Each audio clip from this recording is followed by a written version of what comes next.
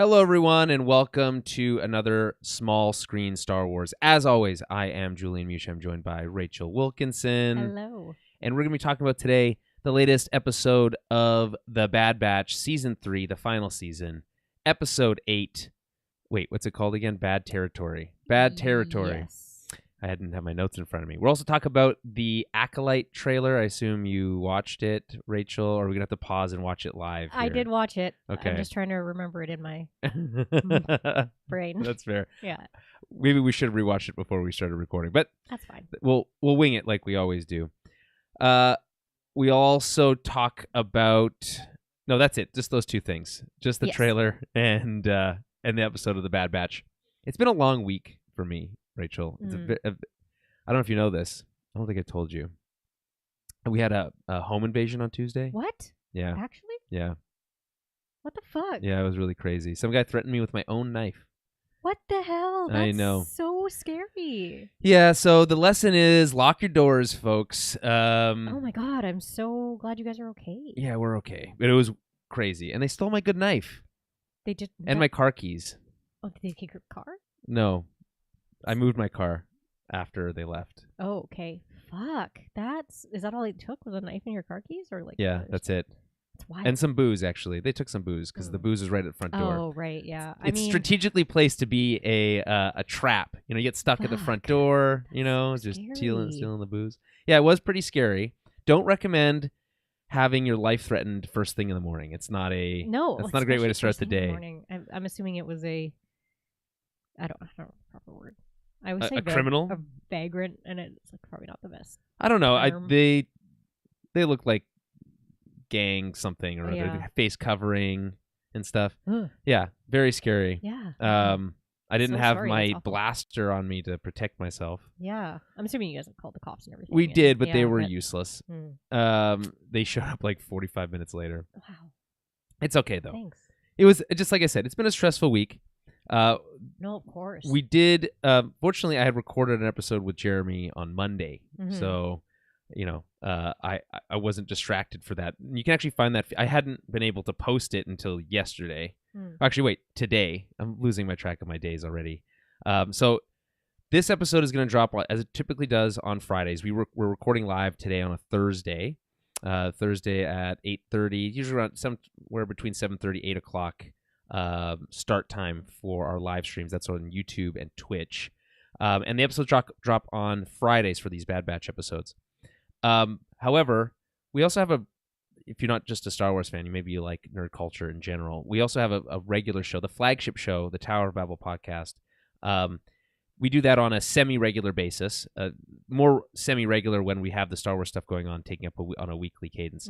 But I found some time to sit down with, my traditional co-host, Jeremy, and we talked about Dune 2, we talked about the Oscars, we talked about X-Men 97, which premiered yesterday. Right, that's on. I saw that on Disney+. So is that new X-Men content, or is it like old stuff that they're releasing again? Well, they have the old show. The original X-Men cartoon has been on Disney+ for a while. Oh, okay. But it looks like shit. It's like it's dated.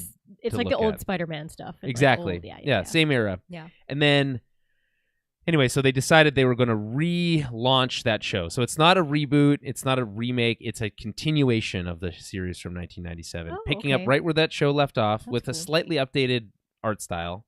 But the original voice cast is back. Really? Oh, yeah, it's really cool. So the first two episodes are out now on Disney+. We're not going to be doing a review or breakdown of those week to week, but expect that we will be talking about it on the regular show. It was very good. Turns out the X-Men just as relevant today as they were in 1997. All right. Yeah. Or as they were when they were invented in, whatever it was, the 60s. As long as Wolverine's there, I'm happy. Wolverine is there, favorite. And he says bub. Oh. So you can't go wrong with that. And they even make Cyclops cool. Oh. He does some pretty cool stuff in these first two episodes. I feel like Cyclops is always kind of whiny. I don't know. Yeah, he's like the Boy Scout. He's always like, "Oh, guys, make sure you follow the rules." You're like, But no, he's actually pretty cool in these first episodes. Sweet. Yeah.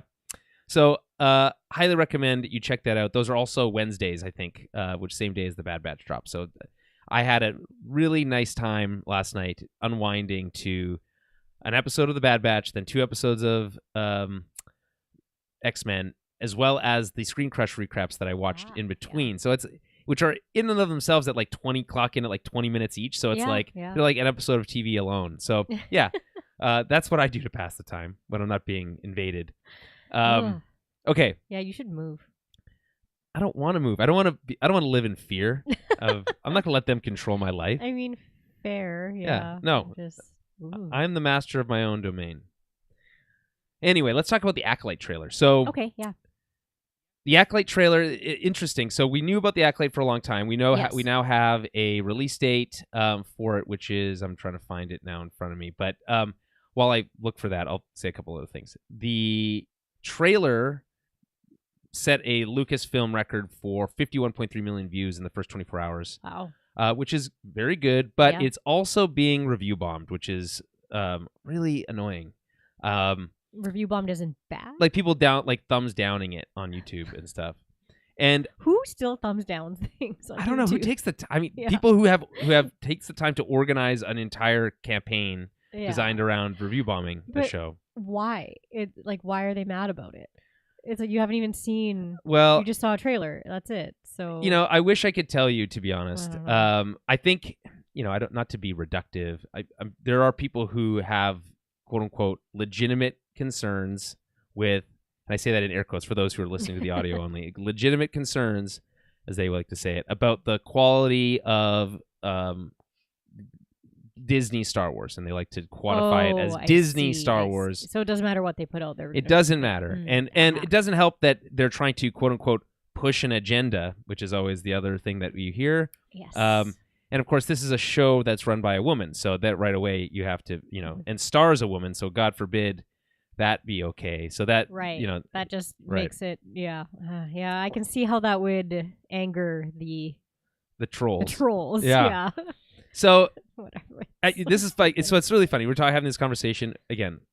Go watch the most recent episodes of X-Men, and I feel like it really puts this whole idea into context. It's very good. Okay. Again, very prescient. Yeah. And like able to tackle these issues of bigotry pretty well. Again, obviously that's what they've been good at for a long time. But anyway, the Acolyte, I'll just read from the StarWars.com blurb here. The trailer introduced several new characters and gave fans their first look at the High Republic era in live action. Yes, right? yes. 100 years before the events of Star Wars The Phantom Menace, and previously explored only in publishing and animation in live action. In addition, the key art for the Acolyte was revealed alongside the trailer, and it announced that the series will debut June 4th on Disney Plus with a 2-episode premiere. So there you go. But by the way, also coming out that month, The Boys season 3 is coming out that month, and I think there's at least one other. I think Game of Thrones, House of the Dragon is also season 2 is also coming. So big month for TV, June. It's really annoying when they drop big TV right in the middle of summer. Don't you know we have stuff to do outside? Yeah, this is winter stuff. I don't know. Anyway, in The Acolyte, an investigation into a shocking crime spree pits a respected Jedi Master played by Lee Jung-jae. I'm not sure how to say that properly. I apologize. Against a dangerous warrior from his past, Amandla. Sorry, that's these kids today and their names. Amandla Stenberg. Can't just be Amanda.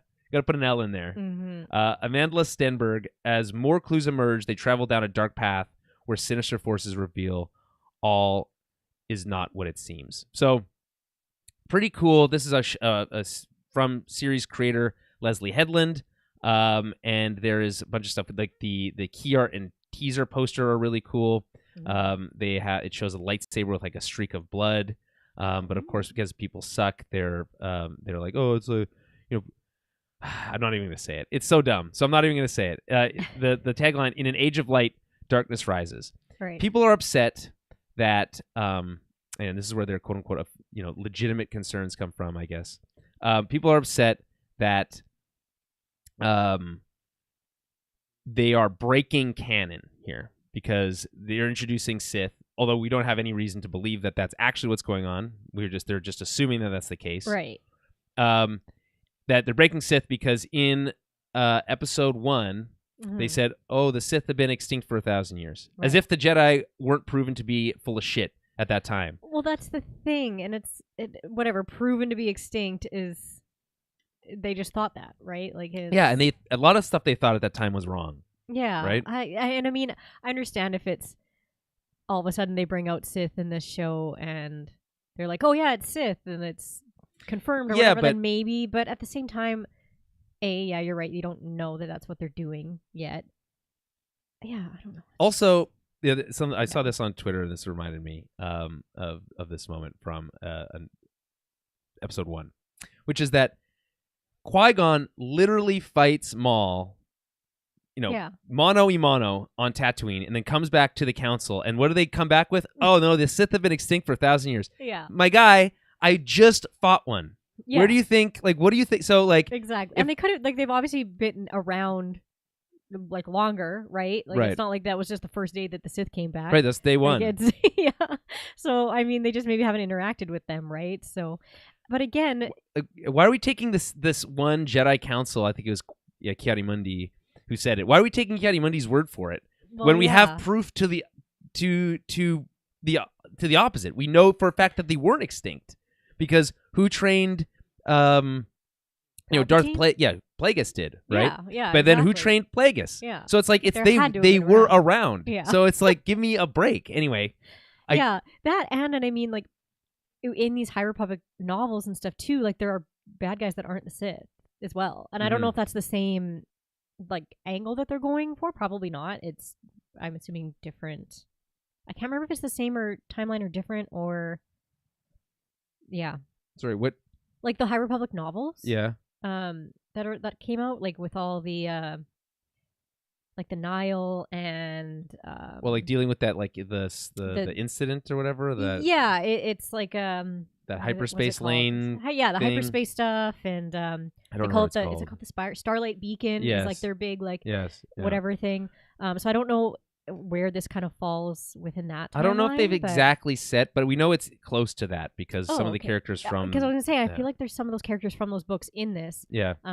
So yeah, like, they're dealing with some pretty, like, big bads in those books too, and they're not Sith. So it's like, not every bad guy has to be Sith. Right, and not every red lightsaber character is a Sith either, which we know already. So there's lots. So again, dark side users. All I would say, folks, is give it a chance. Right. Yeah. I would say that, sure, The Mandalorian season 3, pretty rough. I would say, not the best. Obi-Wan Kenobi.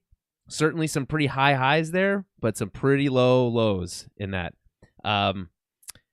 What else? Ahsoka, same thing. Pretty cool moments, but a little rough. So sure, they're not batting 1,000 here, and there's no doubt. I would say, maybe you could argue that Lucasfilm Animation's batting 1,000 because they're just crushing it. But we also know that Disney's going through a bit of a leadership shakeup.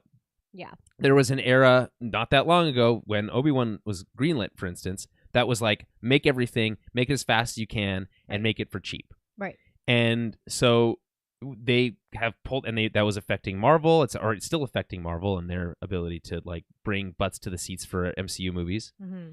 And they've already announced that they're going to cut back on some of the stuff that they're doing to try to focus on guaranteed hits, which don't exist, by the way. But it's like, if that was a thing, everybody would do that. Yeah, exactly. So.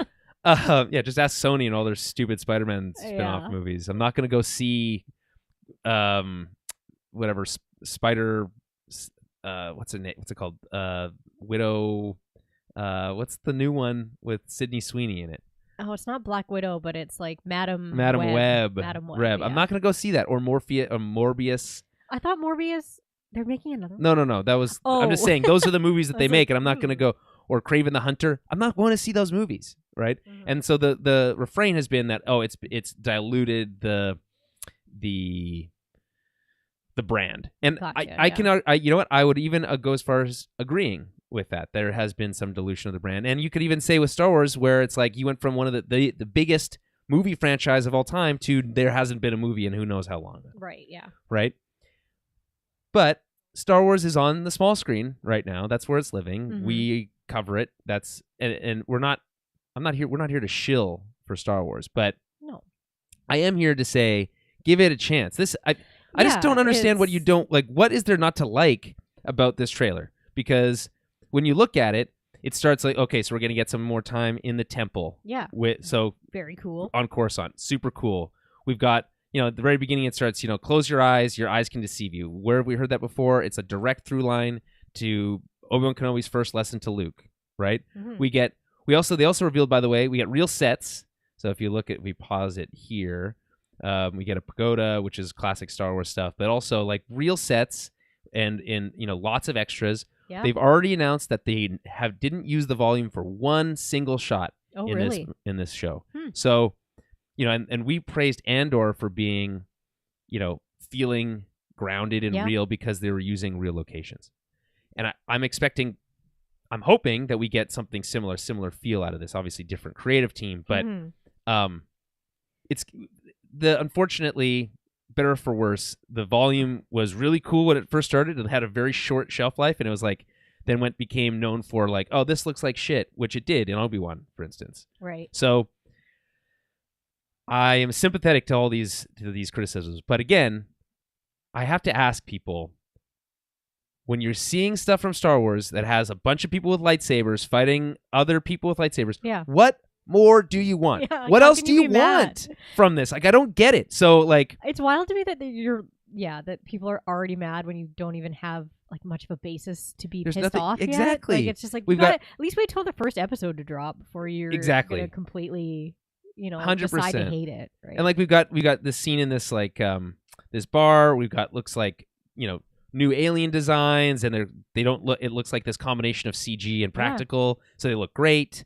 We have Carrie-Anne Moss, for God's sake, from of course, The Matrix, but and she's playing a Jedi. Like, how cool is that? Like, I just don't get it, because they've already said specifically, oh, the tone is going to be darker, and you could argue that the trailer doesn't do a good job of conveying that, right? But it's also just the first trailer, right? Yeah. So give it a second. Yeah, exactly. Okay, so anyway, anything else that jumps out to you? I do like how many. Again, people were also complaining about how many yellow lightsabers there were. Like, oh, where were those in Episode 2 when we in Geonosis or whatever? It's like, I don't know. They hadn't invented them yet. The yellow kyber crystals back then, or so there's none left. Yeah, or like, don't the crystals pick the Jedi? So it's like maybe just there was the shift in as they moved out of the High Republic era. There was like a shift in the way that these Jedi were being trained, and maybe that affected it. Who knows? I always thought that the yellow lightsaber meant more about what's the word? Not defense, but it's more kind of like security, right? Like the yellow ones were kind of used by like the Temple Guard had them, and like Ahsoka has a yellow one. Right. They were saying that. Well, we also saw Yellow Blade in the Bad Batch trailer because what's her name? Asajj has one. So, I mean, exactly. I don't know, like why. And well, no, Ahsoka has a yellow lightsaber. No, she has a white lightsaber. When she's young, she has one green one and a yellow one. Oh. Yeah. I thought it was two green ones. No. To me, it's always looked the yellow. Oh, well, green. Maybe. Okay, well, I'll agree disagree on that one. I don't remember. Fair enough. But I always like when I play the Jedi, like Fallen Jedi or whatever. Yeah. Star Wars Jedi Fallen Order and its sequel. Picking yellow ones? I do pick the yellow lightsaber. It's that or orange, which we've also never really seen. A little bit. We kind of saw it in Ahsoka, actually. Yeah. We saw kind of an orange. But again, like they're just trying to like make things a little bit different. But also, like, you want everything to be about new colors for lightsabers. Yeah, like, why is that ever a problem? I don't know. Why is nobody mad that only Mace Windu has ever had a purple one? Like it's there's a new purple one in this. By the way, did you see that? There's a new purple lightsaber, which I don't know how they're gonna feel about it, but let's see. Yeah, they're probably mad. But well, I'm sure someone's mad about it. Everyone's mad about something. Is it in this shot? I don't know. No, like, and it's not even like there's only yellow ones. I just see green, blue, yellow. Like it's I think like maybe people are waiting to get mad about a pink lightsaber, but that's just been in that one kids show, I think, so far. But again. If you were a kid, you'd be like new lightsaber colors, sick. Yeah, that would be that's how I feel about it still. Mm-hmm. We also get a Wookiee Jedi, which it's almost guaranteed is the same Wookiee Jedi from the books. Because Buryaga? Yeah, probably. That'd be cool. Yeah, look. So here we go. Here's right here. There he is. A little older, potentially. Maybe not the same. It just seems weird. Like how many Wookiee Jedis could there be at one time? Right? Yeah, and they live true. for 200 years or whatever, right? Yeah. So That'd be really cool. Yeah. Him. I'm sure it is. Burry for sure, as they call him. Yeah, Burry. And I feel like I saw, is Bell Zedifer? I'm not too sure if that's supposed to be him or not. No, I don't know. I don't know. I can never neither confirm nor deny yeah, that. I mean, yeah, it's we won't really know until obviously we start watching it. Yeah. Seeing like who is all in it, right? So again, I just not to like I don't want to be just like, oh, we're just going to complain about what the complainers are complaining about. But I genuinely like there's not that much to see. Like, okay, there's a cool castle, interesting. They kind of pitch this as like, okay, this the rise of darkness in this era of light, and kind of setting up the events of what will eventually culminate in episode 1. Is that not right? How is that not cool? I just don't. Well, again, yeah, and to me too. Okay, if it's only 100 years out of episode 1, then why can't this be the start of the Sith coming back? Like, it's you know what I mean? It's well, again, they got to come back somehow. Do they not? You could argue that maybe then all these Jedi have to die for this story to be like left unresolved or whatever. Yeah. There's some cool shots here. This looks like Octu. People are saying this kind of looks like maybe one of the that dark side location on Octu, which is pretty cool. Maybe not. We also we see the dark lightsaber and then like this like big explosion of power and stuff. But we just don't know very much yet. No. But I can tell you this. I'm excited to see a bunch of Jedi fighting together again because we haven't seen that. We've been living in this world of there's no Jedi left, and then there's, oh, wait, there's one more. Oh, wait, there's one more. Oh, wait, there's one more, which I'm fine with because more Jedis are more fun. Yeah. But this is like our full group. Like this is at the height of their power. Peak of them. Yeah, exactly. So, and we're probably going to see like a young Yoda or younger Yoda. Yeah, younger. Yeah. No, exactly. I don't know. Everyone needs to calm down a little. Well, or either calm down if you're upset or get more excited if you're not excited yet. Yeah, exactly. And I don't know, man. Like, if you hate Disney Star Wars so much, don't watch it. Yeah, I think that's just let people like stuff. Honestly, like just I don't know. You don't have to like go on these full like bullying campaigns to like crap on work that you haven't even watched yet that people worked really hard on, and like I don't know. Yeah, I don't know. Just, I mean, give things a chance. Yes. If you don't like them, cool, move on. And by the way, it's wasted breath. Yeah, and by the way, Leslie Headland, who's the showrunner here, directed the first episode. She came from the show Russian Doll, and if you've seen that on Netflix, that's a great show. It's a great show. Yeah, it's really great. So, like, we have good pedigree here. We have good actors, and we have someone in the chat here, Travis Mitchell, asking how it's going. We're doing well. Mm-hmm. We're just defending the somehow we're in a position of having to defend the Acolyte already, even hasn't though even started yet. The first episode hasn't even been seen yet. Anyway, people just need to be a little bit more positive. Have a little more faith. Listen, if it turns out to suck, we'll be one of the first people to say so. Yeah. And so be like, well, okay, you guys were right. You were right. Congratulations. And we'll eat my words. Yeah. Congrats. Everything sucks now, and you were right. So anyway, you can join the chat room and join our shows if you watch us live. Again, Twitch and YouTube, Thursday nights. Mm-hmm. All right. And any other thoughts on the Acolyte trailer? No, I have really like high hopes for it. It's set in a really cool time, and I don't know. To me, I think I'm not going to be necessarily hard to screw up, but I think it has a lot of promise, and there's a lot of cool stuff that we can see from that era. At least from like reading the books.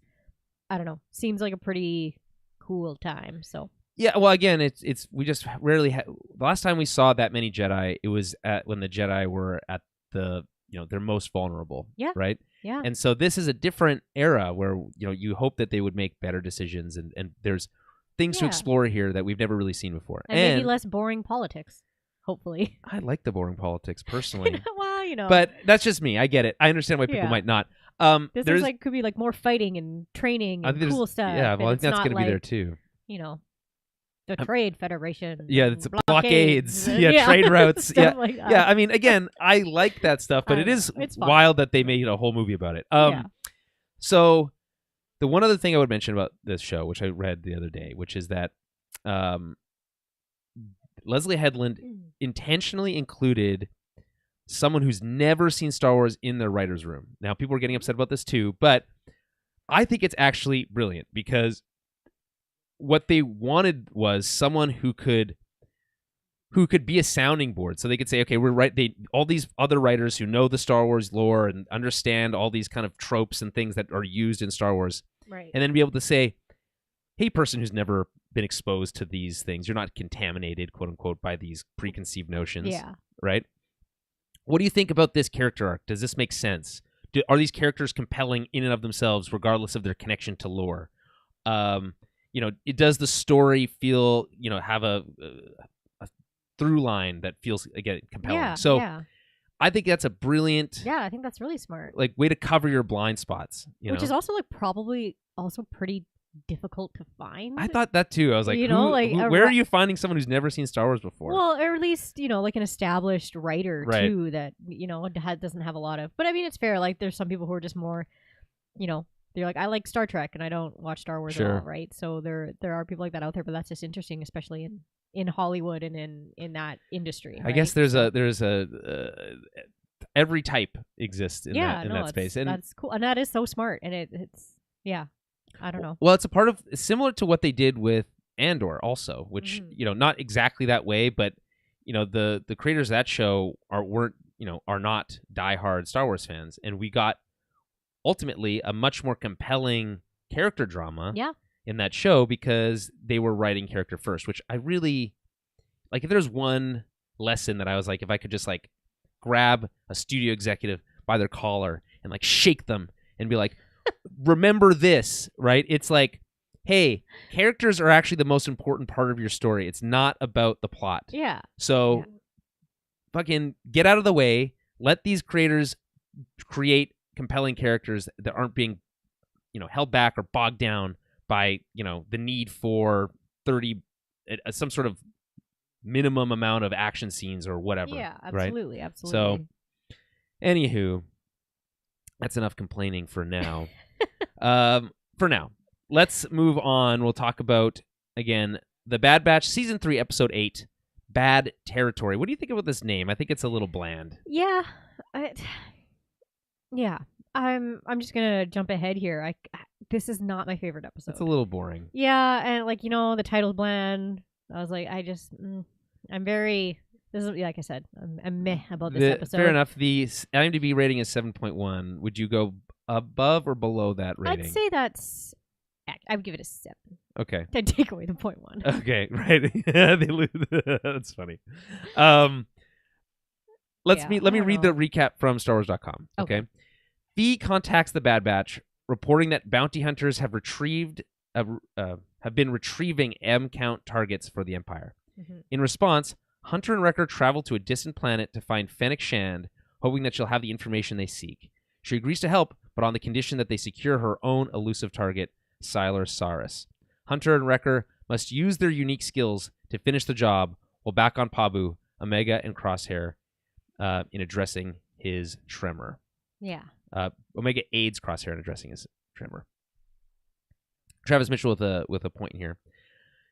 People criticize how they're Sith when Ki-Adi-Mundi says that they've been gone for millennia. However, the rule of 2 said no more, no less. Perhaps it's a single Sith, but not classified as one.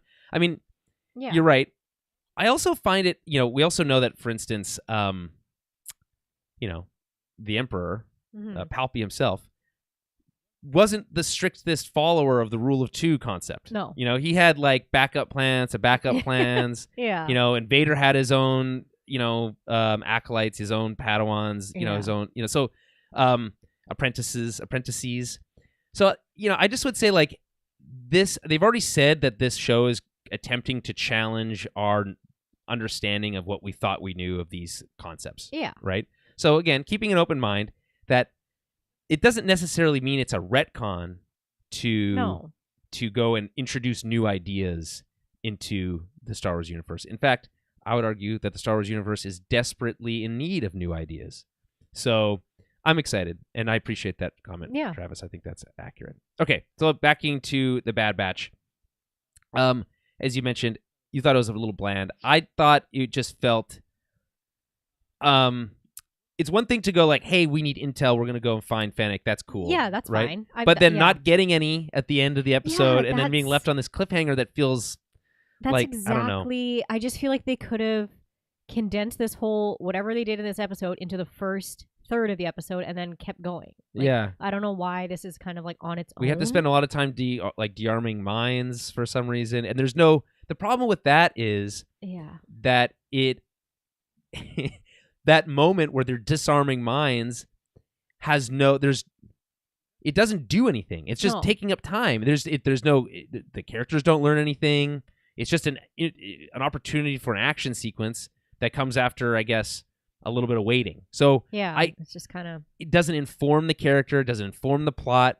It really, we don't like to use the term filler episode here. No, and I don't feel like that's closest you get to that with this. Yeah, because it like to me a filler episode kind of has like no point in the overall story. Like it's just kind of like its own, I don't know, chunky thing in between, right? Sure. But this doesn't, not that it doesn't progress the story. It still has to do with the story, but it's just like I don't know. Like I said, I feel like they could have kept going with this instead of just ending it on where they end it with Fennec. It's like, why didn't that happen in like the middle of the episode? And then we still could have like maybe got that info, at least saw who she was talking to, whatever. And like it just feels so dumb. I don't know. This episode just feels dumb to me. I'm sorry. The best part of the episode for me is the Omega Crosshair meditation stuff. Yeah. And like we get no time of that. It's so short. Yeah. And like, oh my God. So, again, talking about character, that's great character dynamic stuff, but it's mostly wasted. Travis Mitchell also has a great point here. A lesser episode, but better than the Evil Vine episode, the Slither Vines. I kind of like that episode, to be honest. Just because I understand. Yeah, I definitely get the point there. But yeah, I mean, you can definitely put them on the same kind of pedestal for sure. Well, let's see what the featured review on IMDb has to say. This is from James Urich, if I'm saying that correctly. Oh, not Josh? Not Jaskala. Yeah, not from that person. This time, I'm sure maybe we can check. Maybe there's another review from them. Anyway, this is called Hitting the Brakes on Pacing. So I would agree. I would agree. Yeah. This episode takes things much slower than the past few have, and there's a lot less action, but it has some pretty good moments too. We split the party between an A and a B plot, which, by the way, I think the show should do that more often. I think it creates even despite the lack of good pacing here, it still mostly works because you cut back and forth and you can skip over wasted time. Right, yeah. Which, anyway, back to what the reviewer was saying, which I think gives each of them a better opportunity to shine as individuals and to develop their dynamics. But I think the episode could have done a bit more character work with that time, especially with Hunter and Wrecker. Exactly. They are doing and learning nothing that entire time. Because of the week break between episode releases, the slower pace can be a bit frustrating. But I think in context of the whole season, having a couple episodes dedicated to setup and character work helps keep things from becoming tiring. This isn't an episode you can skip, but it's probably the one I feel the least inclined to watch again in the near future. I would say it is an episode you could skip. Yeah. Because there's really nothing learned here. Not really. That's what I mean. Even when I was like trying to rewatch it, I kept finding myself like being on my phone. I'm like, hey, you have to pay attention. I was like trying to rewatch. I'm like, it was hard for me to rewatch this one. Yeah. Because it was boring. It's boring. I was like, I don't know. You can condense this episode probably down to 5 minutes and get everything. I was watching this episode and I thought, I can't wait to watch those X-Men episodes. That's what I felt about that. And I feel bad. I feel bad saying negative things because, I don't normally we call it like we sees it, Yeah.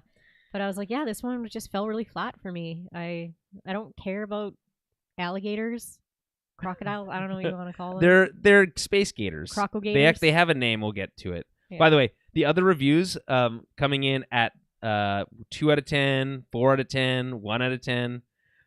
We can now return you to your regular scheduled filler. Another filler, the weakest episode of the season so far. What else is there? Another entertaining filler. Not the best of the season. This is an 8 out of 10. Not the best of the season, but an enjoyable episode nonetheless. So there you go. Nothing from Jaskala, though. Oh, wait. I lied. 4 to 10. This show is too inconsistent. That's what he they gave have up. to say. He's done now. Yeah. There's no more reviewing for him. So, back to Travis's thoughts here.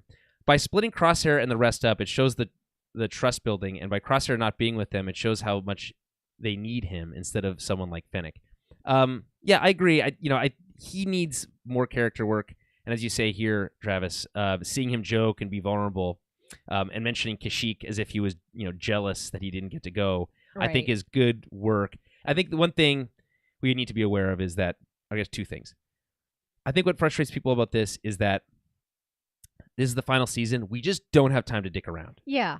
We just don't have that. We just don't have that luxury this season. If there was a fourth and final, if they're like, hey, we're renewing this for season 3 and season 4, the fourth season is the final season, I think we would be much more patient with these types of episodes. Yeah, that's true. And, last season they had these types of episodes and they spent a lot of time developing Tech, Mm-hmm. who ultimately, which they did on purpose because they wanted us to be invested in him before he was killed. Right. So I think we should be wary of that same thing happening with Crosshair.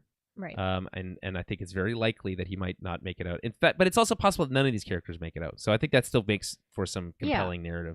Well, that's the thing. I feel like it's unfortunate that the most interesting stuff in this episode was between, Crosshair and Omega, and there wasn't even that much of it, right? So we get a couple little moments, and it is important for sure to see that, Crosshair is learning about things he missed out on and feels bad about it and feels guilty about it, I'm sure, right? So those are like very important little tidbits to get, and seeing his transformation with trying to fix this tremor that he's got and trying to come to terms that it's not physical. Yes. I think that's all great. That's great, but I just feel like they needed to give us a little bit more 5 minutes of the episode in that other storyline, because I'm just like, I don't care about this bounty. And you could have gone on this really quick thing with Fennec for 5 minutes of the episode and then got all that over with and then into the stuff. There's other, we don't want to write the show. That's fair. But it's just, I feel like, again, it's just a missed opportunity. Travis says, I think minus a couple of lines, the episode could have been placed before this last week's 2-parter and worked better. You're right. I think it would need to be reworked because the reason they go on this mission in the first place is because they get about the M count, the intel from the M count stuff yeah. from last week's mission. But again, they could have gone away. You can, when you're the writers, you can do anything. Yeah. So anyway, let's get into the recap here. Yeah. Okay, so we're going to go scene by scene here. So we'll start on Pabu. Actually, wait, before we do that, I should mention that this episode is directed by Brad Rao and Nathaniel Villanueva, written by Dave Filoni and Jennifer Corbett, and features the guest star appearances of Wanda Sykes, of course, as Fee, and Ming-Na Wen as Fennec Shand, among your standard cast of D. Bradley Baker and Michelle Ang and the rest. Mm-hmm. Okay, so let's get into it. We start on Pabu. We get another new outfit from, I think, right? This is a new outfit from her. I want to say yes, but maybe not. For Omega, she's staring at her comms, her comlink, as she waits for news from Rex and his team. She feels guilty that the reason that they lost so many men and went through that kind of traumatic event was because of her. But really, it's not, because the reason that guy was sent there in the first place was to take out that other Clone X trooper that they had captured. Yes, so, but she's typical Omega, almost always trying to take the blame for all the stuff. She feels bad about not rescuing the rest of the clones, even though she had no ability to do so on Tantus. It's just part of her personality. So let's see here. Crosshair cautions her on not getting too far ahead of herself, that she's helping the situation by staying out of it. That they're after you, so that if you stick your neck out, it's not helping anybody. Right. Hunter agrees with him, which is, it's fun to see Hunter and Crosshair agreeing with each other. Yeah. And agrees that she needs to lay low until they know more about the M count experiments, which is really just a reiteration of what Rex told him last week. They get a transmission from Fee. I do like this exchange where he's like, because two moments in this episode where Crosshair's like, who? Yeah. Which is very funny to me. And then she's like, who's this? She's like, she's a liberator of ancient artifacts. And she looks at her just with this deadpan stare. Like a side eye. Yeah. And she's a pirate. Yeah. It's a pirate. She's a pirate, yeah. Which is great. I think one of our friends, Crosshair, just you don't have friends, so you wouldn't know. Yeah. Anyway, just again, some nice levity at the beginning of this episode after last week's, pretty heavy subject matter. Anyway, apparently she's been asking around about this M count thing. Mentions that Tech was the big brain on the team, and this is the kind of the second mention of Tech, I think, in the last couple of weeks, just to keep him on maybe the tip of our tongue. I'm not sure why they would go, unless they're planning on bringing him back. It does feel a little cruel to keep mentioning Tech so often, but fair enough. let's see here. She's found out that certain quote-unquote Class 1 bounty hunters have been receiving M-count targets from the Empire. I find that interesting because I guess Class 1 bounty hunters, I guess you'd think of like when Vader brings together his bounty hunters in Empire. Yeah. Those are, I guess, are the Class 1s, so like the Bobas and the Bosk and like IG-11, those guys. Like, Yeah. that's who I think of, and Fennec and what's her name? Aura Singh. Yes. Those are the ones that I think of when you 100%. think of like the big bad bounty hunters. Is she still alive? No, right? Aura Singh, she's Singh? dead, I feel like, at this point. I want to say she's dead. Yes. I can't remember. I think so. Correct me if I'm wrong on that one. Let's see. Travis has some thoughts here. Let's grab a couple of these. No, because Aura Singh's alive in Episode 1. Episode 1. Yeah, you see her. Yes, but this is way past episode 1. Oh, right. You're right. I'm thinking. You're thinking the Acolyte again. I'm thinking Acolyte again. Yeah. I'm getting my timelines That's mixed okay. up. What does Travis have to say? He says the alligator fight was great. I agree.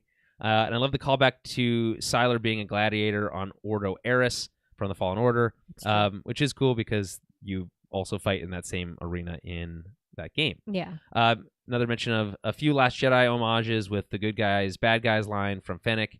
And yes, I love that, by the way. I love the good moral gray area stuff in Star Wars. And Bounty hunters are great for that. Yes, I know, but also, man, what's his name in episode 8? He has the lisp. Anyway, he's super cool. I'm a big fan of him. The overall story of a young girl helping an older warrior find his spark again, ending with a meditation before a sunset. There's some direct callbacks to episode 8, which we can all agree, best movie from the sequel trilogy. And lastly, feel like we're going to find out Dave Filoni does the pants for Batcher. DJ. Thank you, Travis. DJ. Doesn't join, not a joiner. Right. Anyway, that's nice callback because Dave Filoni does the voices for like weird droids and stuff. Yeah, and it's so I know funny. he kind of not inserts himself there, but like kind of pops Someone's in every once in a while. Yeah, just for fun. And he loves wolves. Mm-hmm. But what? It's funny. I've never thought about who's doing the voice acting for Batcher. For Batcher. Yeah. Maybe they got a real dog on set. You never know. I'm sure they do. I'm sure people at Lucasfilm have dogs. Yeah. Dogs really the true heroes. By the way, my dog having saved my life on Tuesday by scaring away the home invader. So, that's good. Yeah, he is a hero. He got lots of treats for that. He's a good boy. boy. He's a good boy. Very good boy. Yeah, Winston. He can't be here. He'd be making too much noise. Yeah. Anyway, where were we? Class 1 bounty hunters. I guess, would you consider Fennec a Class 1 bounty hunter? Maybe at this time, Cad Bane. Yeah. Also, yeah, Cad Bane 100%. I would. Fennec's right up there with the rest of them for sure. Well, she goes toe to toe with Fennec in season 1, and they handle it Cad just Bane, fine. What did I say? You said she went. Oh yeah. With herself. Yeah. She went toe to toe with Cad Bane, with Cad and Bane. he's one of the deadliest ones. Yes. By far. Yeah. So yeah. The deadliest or deadliest? Deadliest. What did I say? Deadliest? No, that's my bad. That's a rip from a game. Anyway, they admit they've run into a few bounty hunters themselves, which prompts Omega to mention Fennec. This is the second "who" line from Crosshair, which is I think is funny. They mention that she was hired by the Kaminoans to kidnap Omega. We know that it was Nala Se specifically. They don't know that. In an attempt to keep her out of the hands of the Empire. But again, they don't know that yet. They find that out later in this episode. Fee agrees to help track down Fennec for them. And that's the last we see of her for this episode. They discuss the plan and that they can't trust Fennec around Omega, that it would just be too much of a risk, so they have to leave her behind. Right. So Crosshair and Omega will stay behind, and Hunter, who has kind of noticed Crosshair's tremor, asks her to convince Crosshair to get his hand looked at, which is a nice kind of idea. Yeah. So, cut to space station, a space station above Surya. That's the planet that this orbits. The Marauder drops from hyperspace near a bustling space station that is orbiting Surya. This is the line from StarWars.com.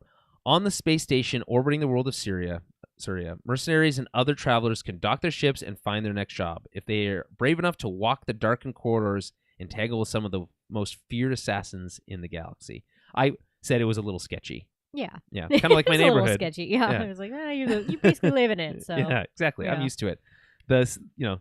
You'll never see a bigger hive of scum and villainy than right here on my street. Yeah. Okay, so they make their way into the bar and ask the bartender for some information, who points them towards Fennec, who's sitting at a booth, cutting a deal with another patron. Love the look of this space station, by the way. Like the interior, it's very moody. Cool. You got all sorts of different like characters in there. There's a really great what's it called? Concept art on StarWars.com for the lighting concept of that particular really? shot. So I'll go look that up. Okay. I might even use that as our show art for this episode. We'll Yeah. see. On the space station, this is also from StarWars.com. On the space station orbiting the world of Syria. Sorry, no, that's not what I'm looking for.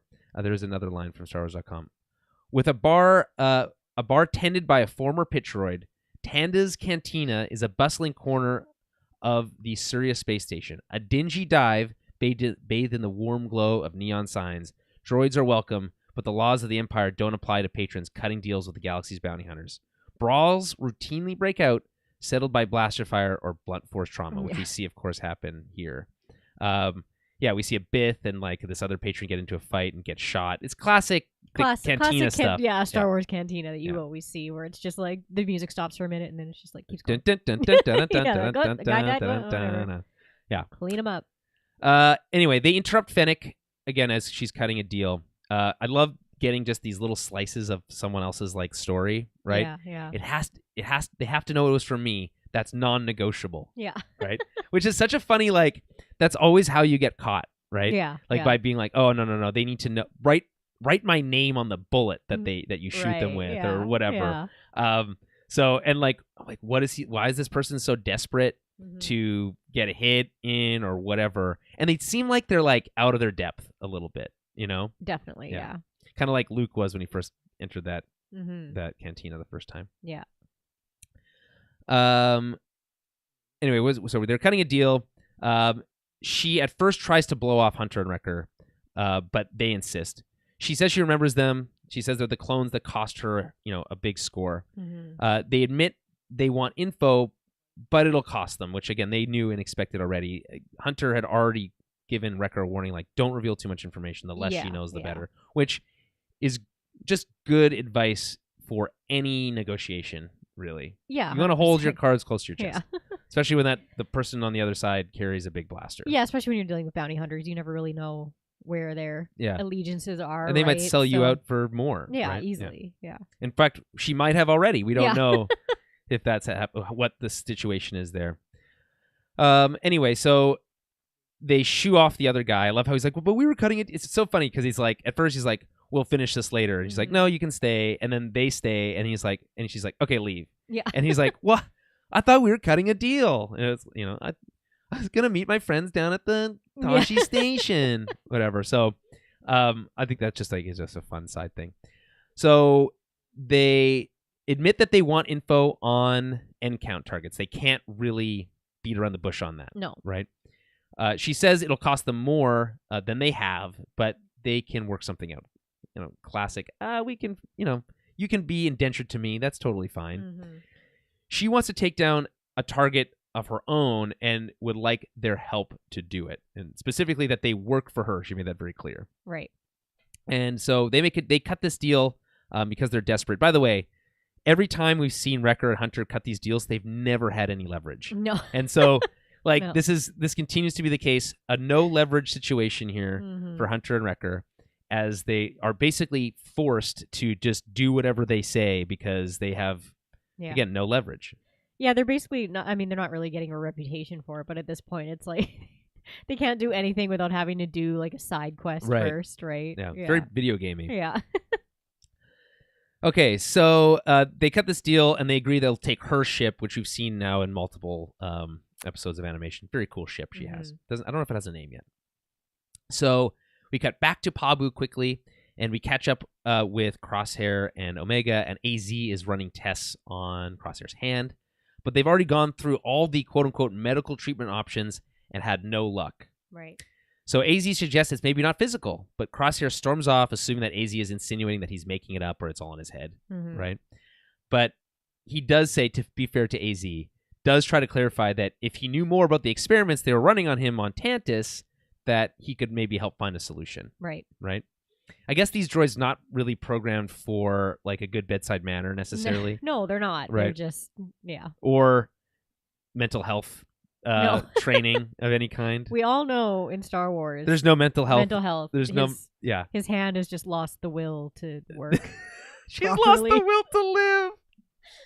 Dude, we can't figure it out when she's lost the will to live. Still, greatest line of all time in Star Wars. So funny. She's just lost the will, and that line still, especially now that like I'm a mom, I was like, that's not a thing. It's like to me, it's so funny because it's like, oh, finally my kids are here. I can die. Yeah, like what? Like, what I have mean? no will to live, even though there's just these two babies. Yes, and I'm just gonna leave them. Let me quickly name them. Yeah, and then die. Then take them away from me, and then I'll just die. Roll over and die. And I get, there is the theory that it's Palpatine that is like specifically killing her through the Force. Yeah, I mean that would have been better. Like but we don't know. We have no confirmation on them. It would have even been better if it was like, oh, she's dying from her Force choke and injuries because right. Anakin. Like that would be better. But maybe they thought that was too much back then. What? Padme. Yeah. Where is she? Yeah. Right. Yeah. No. Yeah. I'm not here to be mad about Episode 3, but I'm mad about that one particular. Well, line. there's lots of things you can be mad about. It smells of lines like somehow Palpatine returned. Mm-hmm. Yeah, it's just. But at least they didn't dedicate years of storytelling to try to tell us why she lost the will to live. That's true. Yeah, we're still living in the post somehow Palpatine returned world. Yeah. Thanks, JJ. Okay. So anyway, that's all that happens there. I would have liked to see more, but that's all we get from Pabu for that moment. So back to Fennec's ship. Wrecker is concerned. They're having this little like tete-a-tete here. Wrecker and Hunter are. Wrecker's concerned that they can't trust Fennec, but Hunter reminds them that they're desperate. Which, like, as I said, no leverage. Fennec arrives to tell them, like, as if she was listening. It's funny. Tell them to relax, that she's cut a deal with them, and that she intends to honor it as long as they hold up their end of the deal. She's always been like one of those honorable bounty hunters that as long as you keep your end of the deal, I'll honor mine, even if it's against necessarily my best interest. Right. Right. Sorry, Travis Mitchell here. By the way, this is such a funny moment. My friend and I still do impressions of the baby scooper droid who says "ooba." Ooba. It's like, I think he's saying breathe, like it's like breathe, but it's like ooba. You're right. That's an all-timer. I've certainly done baby that too. Scooper droid is just a good term for I also too. love that droid design. It's like see-through, but looks like it has an old microphone for a face. Yeah. I love those droids. Ooba. Yeah. All right, so good stuff. And when I'm relaxing, when I try to relax, I just remind myself to Uba, and then that helps, I find. And in fact, I'm pretty sure Omega reminds Crosshair to do a little bit of that later. Anyway, so she's saying that she's going to honor the deal, which is great. And then Hunter's like, so you're going to tell us who we're after? And then we get the exposition scene. So they're after Siler Saris, a bug alien that looks like a praying mantis. So I'll just read the StarWars.com blurb here. Known as the Slayer of Ordo Eris, Siler Saris has earned a reputation of one of the slipperiest marks around. After swindling the Haxian brood and disappearing with a cache of credits, the chittering Saris has taken shelter on the dangerous world of Velo. So, this newly created species, this is also confirmed by StarWars.com, it's a newly created species with similarities to the Yamri, which is a bug-like alien first seen in the Cantina in A New Hope. Okay. So they're like maybe perhaps a subspecies of the Yamri. I don't know. That's StarWars.com suggesting that. I'm not saying that. Okie doke. Just to be clear. And so obviously we get the call shout out to the Haxian brood, which is an all-time cool sounding Star Wars clan, syndicate, whatever. So that's cool. Again, as we mentioned earlier, was created for Star Wars Jedi Fallen Order, and that's an interesting part. Okay, so let's move on. Oh, they mentioned that other hunters have gone out to look for this Siler and never came back, but they know where he's hiding out and he knows the planet well. And I do love this line from Fennec where it's like, he might be slippery or whatever, but everyone's luck runs out eventually. And I was thinking about that line, and it's funny because it's like, Yeah, but you don't know when that's going to happen. And do you want to be the person that it doesn't run out on? That you know what I mean? But it's more of like a comment on their own skills, really. But still, I get it. Okay. So, quickly here, Travis has another note. The part where he runs to the boat, sits down, and sees the wires is cut looks like someone running to the bathroom, but seeing no toilet paper. Skipping a little bit ahead there, Travis, but yes, that is a funny moment. We'll make sure to shout that out when we get to that. Okay, so we get to Velo. So this is the planet that is orange. We called Pabu in honor of what Small Screen Star Wars, we're Small Screen Star Wars. What the YouTube channel, what's our friend of the show, Ryan Airy? Screen Crush. Screen Crush. Yeah, friend of the show, Ryan. Yeah, friend of the show, doesn't know exist, Ryan Airy. From Screen Crush, calling Pabu Space Grease. Mm-hmm. And this is Space Louisiana. So Space Louisiana? Yeah, with like a bayou with a toxic atmosphere. Oh, okay, yeah. I was like, I've never been to Louisiana. And gators, right? Come on. I guess this isn't quite toxic Florida because you would need more like drunk idiots to make that work. Yeah. Right. So no offense to people who live in Florida. I get it. You're not all drunk idiots. I went to the Everglades one time. It was cool. Oh, that's cool. They were gators. You know what my favorite? I went on one of those boats with the big fans. Yeah, that's kind of what they have here. My favorite hockey team name is from the East Coast Hockey League, and they're called the Florida Everblades. I mean, it's all right. Yeah, it's pretty cool. Everblades is pretty good. Yeah, I guess. come on. Yeah. Okay, so Fennec lands her ship at some type of facility. Turns out it's a refinery of some kind in the waters of Velo. And they're greeted by some pit droids. So we've got a lot of pit droids in the series over the years and never get tired of seeing them. This is what StarWars.com says about it. The world of Velo holds many dangers for those who dare to tread there. The atmosphere is noxious for many travelers without proper equipment, but even those who survive their first steps must contend with mines dotting the murky waters. This is silly to me because, like, are we supposed to believe that there's just random mines dotting the waters, or these were specifically put there by Siler? Yeah, I thought Siler put the mines there. Yeah. They're just there. That's silly. I don't... Listen, I know you need to come up with a blurb, but that's not... Yeah. You could do better than that. With mines dotting the murky waters and swamps teeming with hungry grizzards. That's the name of the space grizzards. Grizzards. That's a great... Yeah, it is a good... It's really... rolls off the tongue well. Yeah, that's good. Grizzards. Yeah. That's great. Anyway, so she requests a boat with speed, but one that doesn't capsize like last time, which is a funny line.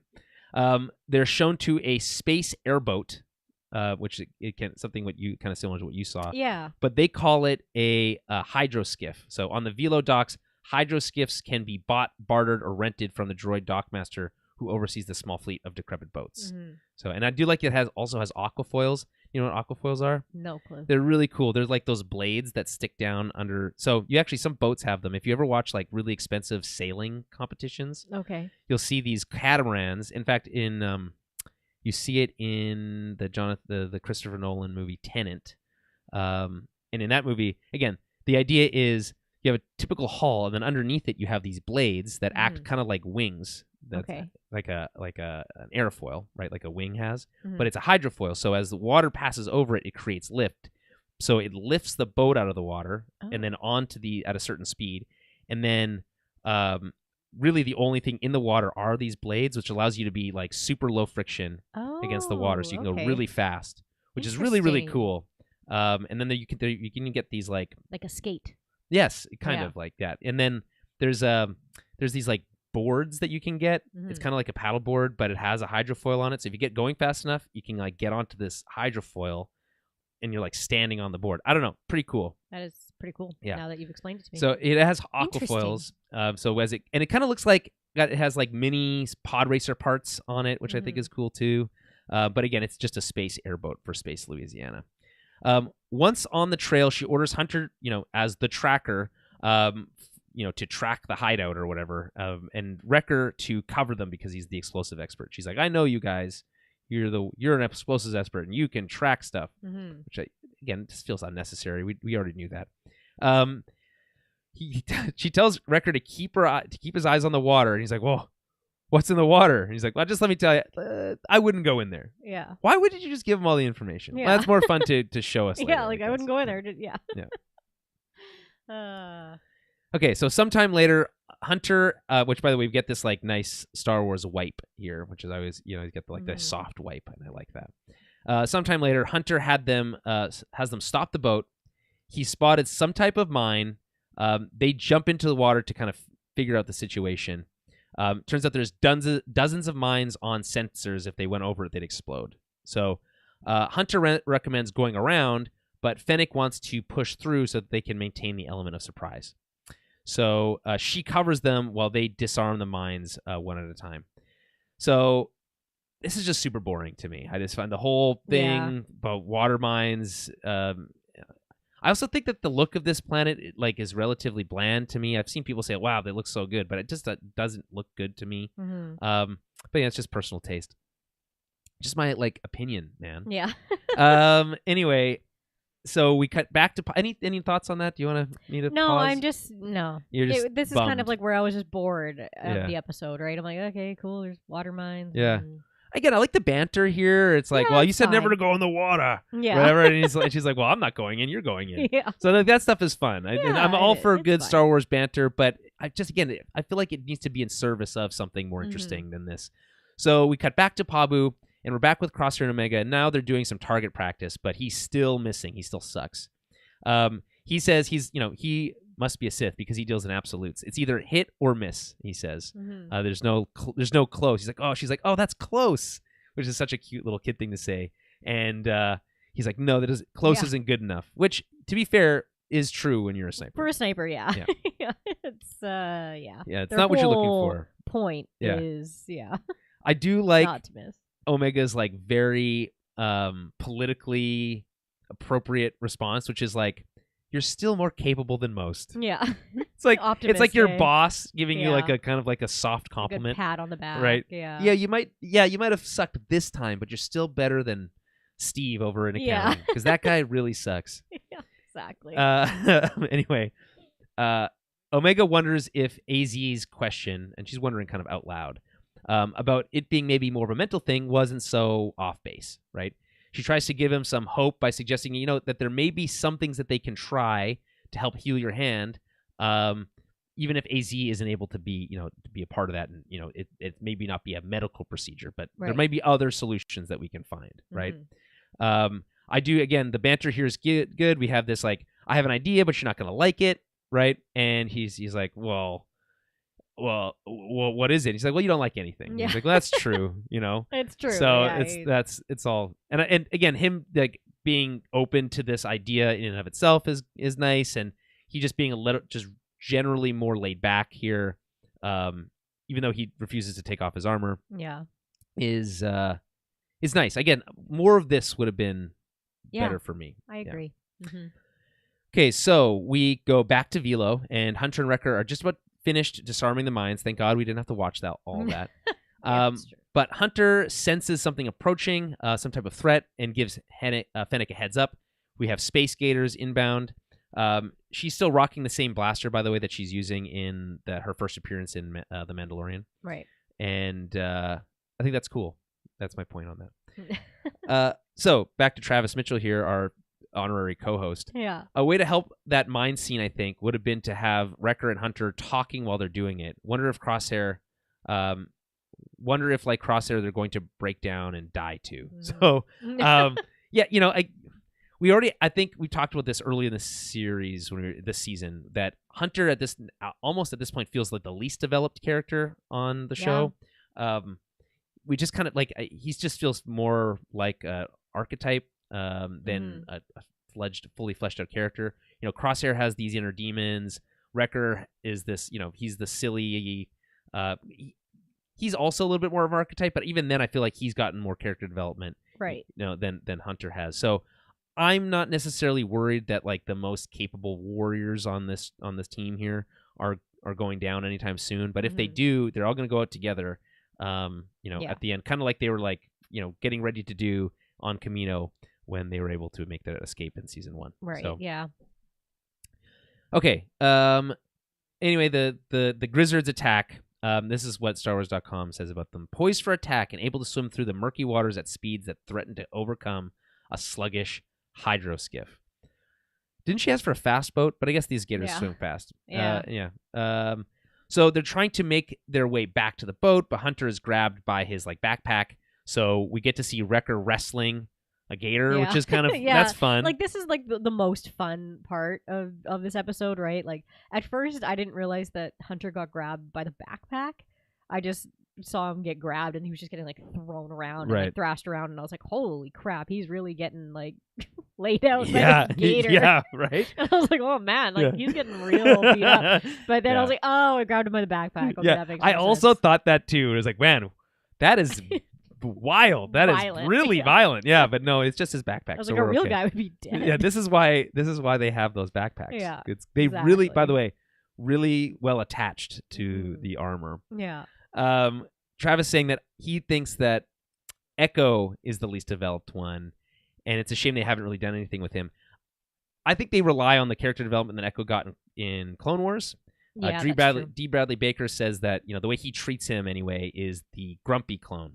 Yeah. So, and you can take that for what it's worth. I mean, that's just kind of maybe how he differentiates them. He does feel a little bit more kind of standard reg trooper type, by the book type guy. But like being able to say that about him, and then again, being able to go all the way back to rookies in season 1 of Clone Wars for his introduction, and then his death and recovery. So I feel like there's something there. Yeah.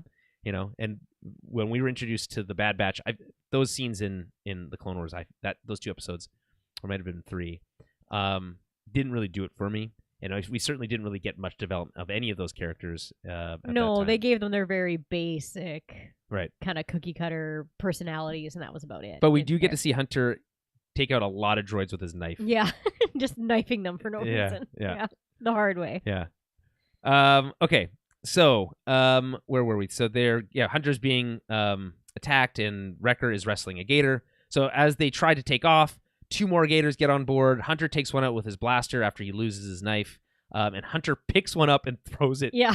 Throws it in front of the boat. I can't remember what I think that's like a specific wrestling move where you like pick a guy up over your suplex? head and like just toss him. I don't know if that's the word. I can't remember, but I was like, it just gave me like old school wrestling vibes. Toss him out of the ring. Yeah. I was like, and I'm like, throwing a gator doesn't really do much. You're just throwing it back into the water. Like that's Well, they were speeding off at that point, and I like how they it goes under the boat. You can boom, and he's like go over it. I guess too, they run over it. That's fair. But I don't. But I think you see it like emerge from the water behind them. Quickly. Yeah, I guess they run it over. Yeah. But it's an airboat, so that's like the whole point, right? Yeah. To protect the water, the animals in the swamp. Okay. We cut to later that evening, and I gotta say, I think that it's too dark. This part. It was pretty dark. It's really hard to see what's going on here. Travis saying, I was half expecting Wrecker to pull a Bane and snap the gator over his knee. I think that would have been pretty badass, but also throwing him into the water is good enough. That would have been even more violent than we already got. Might have been a bit too violent for, and the big crack sound. Animal lovers out there. No CG fake space gators are harmed during the making of this production. So again, we cut to the later in the evening, and there's an eerie orange glow that I think is nice. And every time we get a shot of characters in profile with the eerie orange glow, and you kind of get this like black on orange look, I think that's really cool. That looks really good. And that's actually, there's a great moment of that, and that's when that weird bug creature goes to try to steal a boat, and it looks great. But if you're not dealing with that, you don't have that background to space out to give some depth for the scene, I think it's too dark. For my personal taste, just again, like my opinion, man. So anyway, so they hunt. This is where we get another exposition scene, and Hunter can't pin down the direction of the hideout, so Fennec grills them about it. Like, I guess you guys are useless after all. I was like, okay, whatever. This leads to a conversation about Omega after she gives them kind of a dig about how she got away from them, whatever. And this, by the way, that was a low blow, I feel like, from Fennec. I guess she heard at some point that Omega was captured again, and that was or it's unclear to me. Do you think that what she's saying is that the reason that she's there with them now is because they lost Omega, and that's her assumption? Or do you think she's saying that because she knows that Omega was at one point captured and escaped, and now is obviously again on the Empire's hit list or whatever? Yeah, I mean, it could be a big mix of both, right? Like it's, yeah. But I was like, I wonder how she would know about all of that. But well, I guess like again, she's highly wanted by the Empire now. yeah, So yeah. So it's possible that that's how she's put the pieces together, but it's also possible that she's just assuming that because she's not with them then that they must have lost her somehow, right? Yeah. Either way, it's a low blow. Yeah. Because the Wrecker's like, oh, yeah. a space gator can't get him, but a reference to their inability to keep Omega safe is enough to bring him down. So she asked about what happened to her and why they're willing to work for her. Why are you so desperate? She also reveals that she didn't, quote unquote, lose Omega, but that the bounty was actually called off by the client, and she doesn't reveal who the client was because she's a professional. Because they assumed Omega would be better off with the Bad Batch, and that was revealed. And I love Hunter's reaction here. He's like, wait a minute, back up a second. Yeah. Like, what happened? And so I guess it's interesting for him to learn that there was multiple bounties out, which I don't think they understood at the time, if I recall. It was just like, it was everyone versus, them versus the world, right? And keep Omega safe. So, again, another dig here from Fennec, where it's like, the client assumed that she'd be safe with you, right? But I guess they were wrong about that. Wrong, yeah. So she admits that she'd work for anyone as long as it pays. I found that this was like an odd transition from like one part of the conversation to another. It leaves off on this, like, she reveals this interesting information. It's not followed up on, and then the next, the next thing is Wrecker trying to get another dig in. Is like, I guess you'd work for anybody.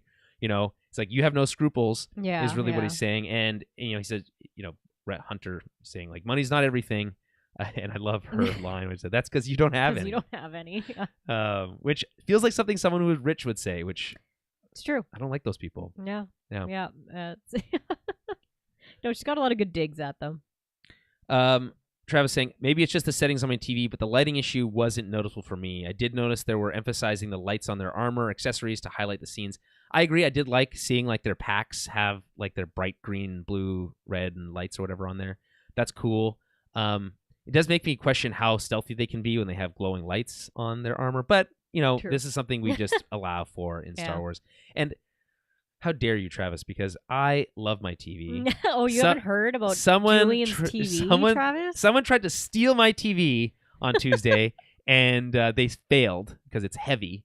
But I have an OLED, and so dark scenes, it should be able to render those scenes well. Right. And even despite that, at night, in a dark room, watching on an OLED, I just felt like it was overly dark, but maybe that's what they're going for.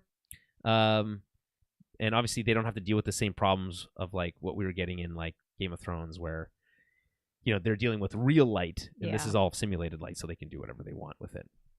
Okay. So Hunter spots a sign of the target, so they pull ahead and come across their hideout. They pull in with the boat's engine off. She sends them to hunt down the bug, while she plays lookout, which continues to annoy Wrecker. I love how he's getting more annoyed as this episode progresses, by the way. I think it's a fun little like subplot to follow. Because like later when he's like, the target escaped underground, she's like, what? She's like, you heard me, which is such a fun, I did like that moment a lot. So Hunter climbs up into this like treehouse type structure, a house on stilts or whatever. But the target is actually hiding in the ceiling and gets the jump on him.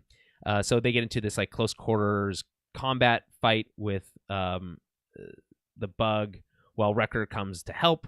I did like the visuals of like the stun blast like coming out of the window in the dark. It's kind of like a cool look.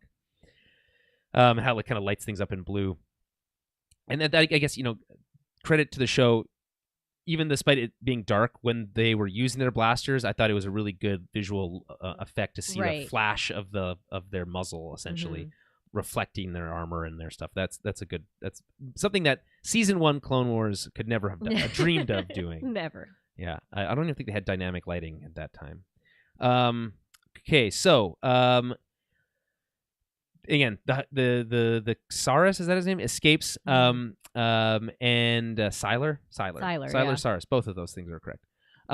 Escapes into this weird bug hole. I hate bug holes. Yeah. Not a fan. So Bug hole. turns out it's just a little escape hatch. It tries to steal the boat. But it was a trap set up by Fennec. Mm-hmm. And this is when we find out that it can actually speak English. Yeah. Even though it only says her name and that's all we hear. Yeah. So she has her blaster kicked out of her hand before before Wrecker is able to get to them to help. Who ends up getting some like gross spit in his face. Good thing he has his helmet on. Yeah. Good old bug spit. Yeah. And anyway, at this point everyone's able to like team up.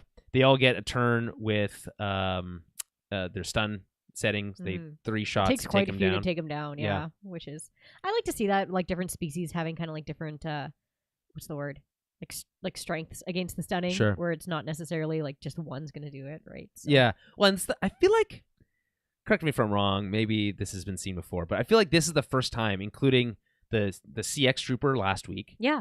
And now this creature needing multiple stuns to be taken down, because I don't think I've ever seen that before. Yeah, like often we just see the kind of the one and done, right? So Yeah. that's what I mean. It's like kind of neat to see something that takes more. I also think the stun thing is so funny because the stun setting was originally seen in A New Hope and takes out Leia on the Tantive 4, but we never see it again. I feel like until animation, like 35 years later, it's never even mentioned, touched on, and then you get it showing up again in like the Clone Wars arcs where I think where Ahsoka's trying to escape and stuff. It's like, where was this for 40 years? Yeah. And now it's like everywhere. There was war. They were too busy killing stuff. There's no time for stun settings. Yeah. Anyway, so Hunter's able to assist. They're able to take down Sylar. Wrecker remarks that she was right to have brought them as backup, and she says she was always right, which is like, of course she is. Okay. Any thoughts on that sequence? No, it was fine. That's what I mean. I was just like, it's fine. I wasn't overly invested in it. Yeah, the whole, it's like, this nameless, well, not nameless, but this character that has literally one line of dialogue is not going to kill any of our main characters. So no. Yeah. Okay, so that takes us to Pabu. Back to Pabu. Crosshair and Omega are now meditating. Crosshair is skeptical, but she holds his hand for support, which is a nice moment. Very sweet. And he asks where she learned this technique, and she says she learned it from Gungi. And Gungi's, of course, the Wookiee Jedi that we met in the Clone Wars and then saw again in Season 2 on Kashyyyk. And I like this little, back and forth line here, which is, you missed a lot.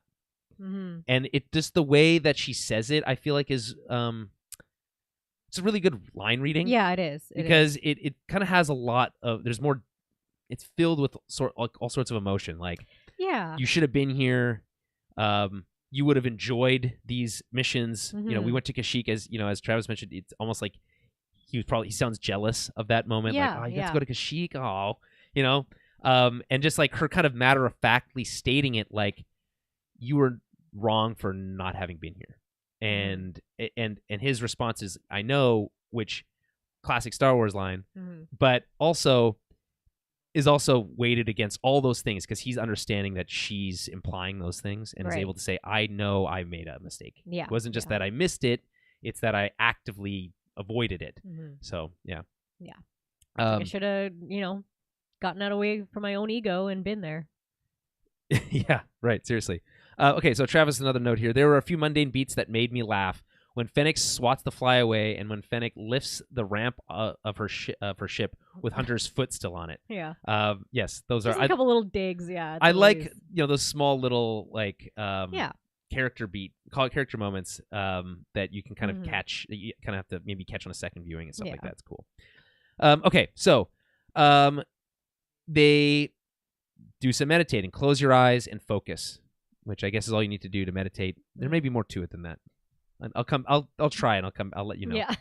You're not more sensitive though, so. It's true. But that's a good point here that there's a note, I think even StarWars.com says it. In fact, look at that. I've already gone ahead and placed it in my notes. Omega and Crosshair hold hands for a moment, sitting side by side, legs crossed. learning how to just breathe. Mm-hmm. It's a lesson from Gunji and a method practiced by many Jedi before and after.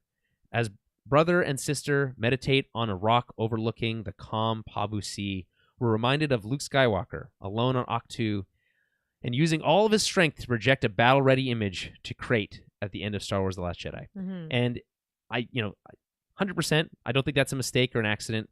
The framing of it, I think it's beautiful. It's one of the best shots we've seen from just a pure, like, hand-drawn art perspective. Yeah. It's really nice. And I think the allusion to that connection of Luke, there's multiple things. In the Acolyte trailer, they have a very similar moment at the very beginning with the younglings. Yeah. Sit, close your eyes. What do you see? And we get you get these like, it's amazing to me, not to like just on a sidebar because we've done this a lot, but it's amazing to me how divisive Episode 8 is. But when creators get the opportunity to make their own Star Wars, how often Episode 8 is referenced? It is a lot, all the time. Mm-hmm. So, say what you will about it, ruining Luke Skywalker for you or whatever, but there are beautiful moments in that movie that resonate not just with fans, but with creators of Star Wars. And, people who involved in Star Wars for Lucasfilm Animation have been working with Star Wars for a long time, including, by the way, with George Lucas himself. Yeah. So if anyone's going to know, it's these people. Yeah. So again, everyone is entitled to their own opinion, but, just like buttholes, everyone has one. Doesn't mean you hear them, Yeah. So, and you could say that about me. Here I am, pontificating on our own podcast, but whatever. I always like a good meditation scene, though. Yes, exactly. It's good, and like it's nice that they're maybe touching on it a little bit in Acolyte as well, because in those Star Wars books, they talk a lot about how different Jedi feel the Force differently. So to some, the Force feels like waves crashing, feels like an ocean. Mm-hmm. To somebody else, they like hear it as a song. Mm-hmm. So, and this is something that we don't really get to see in some of the, like not our timeline, but like the regular timeline stuff in the movies. We don't get to kind of see the different way that different Jedi feel the Force. So it is kind of neat that it speaks to different individuals in different ways. I wonder if it matters how much your M count is. Maybe. Yeah, maybe. Yeah. We don't talk about that now. So anyway, I just really love this moment. I think it's important to remember that Omega, we're, pretty sure that the show is telling us that she is Force sensitive. There's a reason her blood is special. Yes. Right? So it would be wild if we go like, could you imagine if we get all the way through the end of this and she's not Force sensitive? That would be, I mean, there have to be really something interesting or compelling that is not that, but something else. Because there is obviously something. We just don't know what yet. And so I guess, like, what's interesting here is that she's practicing Jedi skills without knowing it. Right. And I think that's really cool. Mm-hmm. Right? And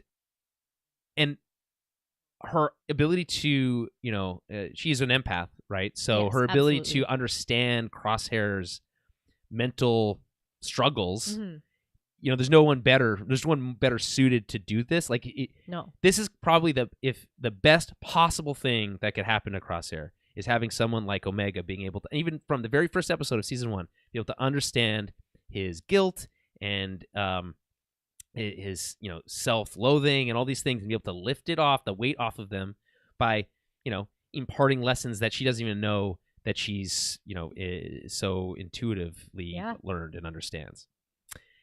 It's great, good stuff. Best part of the show was the 5 minutes we spend with these characters. So back to the space station above Surya, Fennec drops them off, thanking them for doing business. Hunter wants the info that they agreed on. And I was a little surprised. She's like, okay, later, guys. Yeah. Lates. See you later. Get it to you later. Right. What? Yeah. Which is, whatever. It's fine. Yeah, no, it's, again, and it's as she says, right? Like, you can either trust me or fight me, mm-hmm. right? And they have no leverage. So, and there's 2 of them, so they could take her on, but like, that's not helpful. Well, so you're not going to get any info that way. And I get it that she doesn't have it yet. She's got to I don't have it on me from whoever, but I was like, I feel like they could have at least let us know who she was talking to. Did they exchange phone numbers or something? Like, how is she going to get a hold of them? Yeah, I don't know. I guess. Yeah. Mm-hmm. How does that work? Like, do you need a unique space number identifier, like to send someone a transmission? I don't know. I assume so. I don't know how that works. We don't. It's best to. You know what? I don't need to know. Yeah. It's fine. Anyway, she says she needs to drop off the bug at her client first, and then she'll be in touch. Yeah. So as she flies off, we see Fennec make a transmission. She says, "quote I just finished a job with some clones. They were looking for information on the Empire's M-count bounties. What can you tell me?" And all we hear back is "quote unquote" muffled chattering. That's what the subtitles say. And she says, "I'm sure you can track them down easily enough. I'll send you what I have." Cut to credits. So StarWars.com seems to imply that she sold them out, and that she's gonna. Well, that's the cliffhanger, right? Right. It's like, oh, did she sell them out, or is she actually just gonna take this info? Like, who is she talking to? All that kind of stuff, right? So I get why we have to end on a cliffhanger here to make it a little bit more interesting, but I don't know. Like, but maybe she's talking to Asajj, right? Like, we don't know who this person is. Is it Cad Bane, who is definitely someone who's more like nefarious, or is it someone who's a little bit more leaning to the not the light side, but you know what I mean? Sure. Someone who doesn't have as much to gain out of like hurting the Bad Batch or getting Omega. Or here's what I would like to see,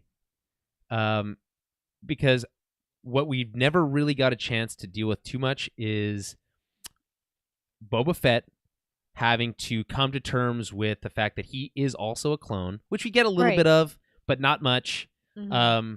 We get a line from that in the Mandalorian where he's like, they'd recognize my face, whatever. But it's like, would they at this time, this far ahead in the timeline though? Yeah. Boba. But anyway, there's that, and like, there's some moments, where he's an adolescent in the Clone Wars. I don't love those episodes.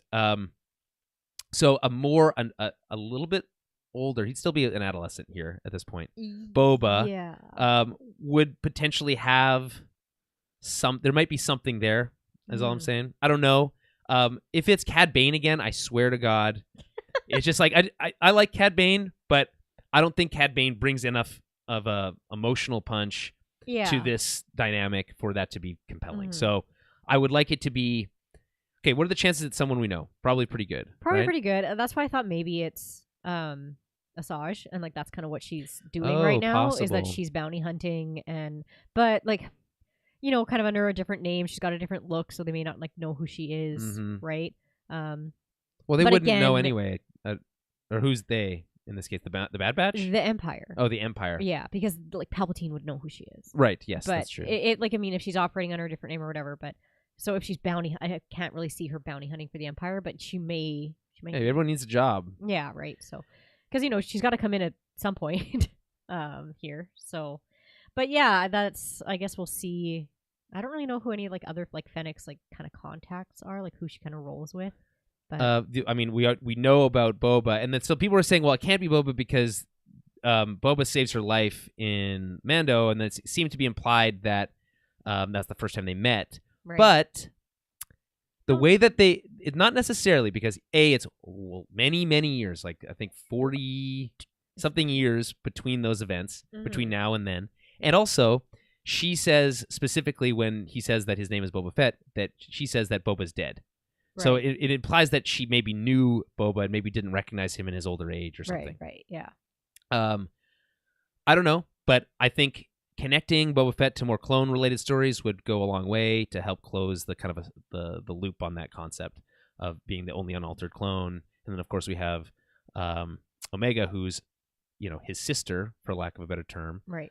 Who is also quote unquote unaltered, but we know that's not necessarily the case. But at least doesn't have the advanced aging kind of thing going on. So yeah, all right, let's turn back to our guest co-host here, Travis Mitchell. I have a couple things to say. So Filoni and crew have been doing a great job calling back to the sequels in a way that makes you feel nostalgic for them, which is important for the generation who saw those first. And I agree. Yeah. Star Wars 100%. Is for everyone, if you remember that. Someone brought up how Omega's headdress looked like Avar Kriss's headdress. I don't really know. I looked up Avar Kriss because she's from the High Republic. She's from the High Republic. Yeah. And then maybe she has her DNA, which, while unlikely, would be cool. It just feels like a bit of a stretch. It's one of those things where it's like, well, they have the same headdress, but that could have been a Kaminoan thing. I don't know. We don't know where it comes from. I get it because sometimes like Star Wars likes to do those little Easter egg things. Yes. So it's not necessarily like she, the Kaminoans would give her that because she has the DNA. But how would they have Avar Kriss's DNA anyway? Yeah, I don't know. I mean, again, sure. I'm not saying no, but it's one of those things where it'd be like, well, now everything feels small again. we're connecting back to a character that lived 100 years ago. Right. So, as I said before, Star Wars needs more new ideas, and maybe even more new characters too. So, and then lastly, I could see Boba being under the false mentorship of Cad Bane, now trying to beat Ventress on this job after her outsmarting him in the Clone Wars. I would, if we're going to bring Cad Bane back, I think there has to be something more interesting, and that would be more interesting. So, sure. Okay. Final thoughts on the episode. Yeah, I mean, like, it's not, I didn't hate it, right? Like, it's got a little bit of its place. I just feel like, kind of like how we said at the top of the episode, that I just wish it was maybe structured a little bit different. Some parts could have been a lot shorter, and we could have maybe focused on a little bit more of like Crosshair and Omega and like that kind of stuff that was a little bit more interesting. I think next week. What's the episode's title next week? Like hopefully, next week has a little bit more meat to it, and it makes this episode not feel as light. But yeah, it was fine. Like I said, it wasn't my most favorite episode so far that we've seen, but it's not like it was terrible or bad writing or anything like that, right? So. Yeah, I don't know. It just feels a little lackluster. And considering we only have, there's 15 episodes this season, and we're already at episode 8. Yeah. So we're just over halfway. So, lastly from Travis Mitchell, in the Clone Wars tie-in comics, which are likely not canon anymore, it was Ventress who took Wolf's eye. Oh. So I wonder if that comes into play. I wanted to mention this last week, and I forgot to.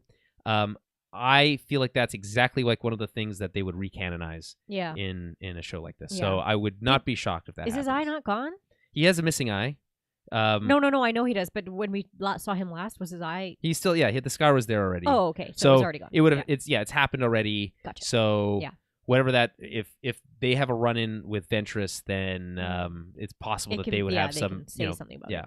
But who knows? We don't even we saw Wolf last week, and he hasn't joined them yet, so we don't even know how that's going to play out yet. Even next week's episode is called "The Harbinger," which is a cool word. So I am, and obviously, we think of the harbinger of death, or it's really just a sign, a portent of something usually bad. Yeah. So there's no such thing as a harbinger of hope, but maybe there is. I mean, maybe that's an oxymoron. Yeah. So that should be interesting. I'm guessing that it's someone coming to Pabu with bad news, and kind of like being the bearer of, there is more danger lurking around the corner. Right. Because after that we have Identity Crisis, Point of No Return, Juggernaut, which I think we've seen episode 12, which is Juggernaut. I'm pretty sure we've seen scenes of that from the trailer for the season. And then so I don't want to speculate just too much on the names of the episodes, but it sounds more interesting than bad territory. I'll tell you that right now. Yeah. Okay, on that note, we will wrap it up there. Thank you, Travis, for joining us for this episode. Welcome back anytime. Thursdays, we record Thursday evenings, around 7:30, 8 p.m., sometimes a little bit later than that, Central Time. And then episodes post on the Small Screen Star Wars and Tower of Babel podcast feeds on all of your favorite podcast player catchers of choice. So keep an eye out for those. That'll be posting again tomorrow, being Friday, and Fridays going forward. Again, also, we just dropped another episode where we talk a little bit about X-Men 97. It came up, we recorded it before the season, so it's a little bit more of a look ahead, as well as the Oscars, Dune 2, and some other fun stuff in there. So find that on the Tower of Babel podcast feed now. You can see that right now. Go find it. Look for it now. Okay. So on that note, we will wrap things up. Thank you, as always, for your time, and we will be back next week with more Small Screen Star Wars. Until then, may the Force be with you.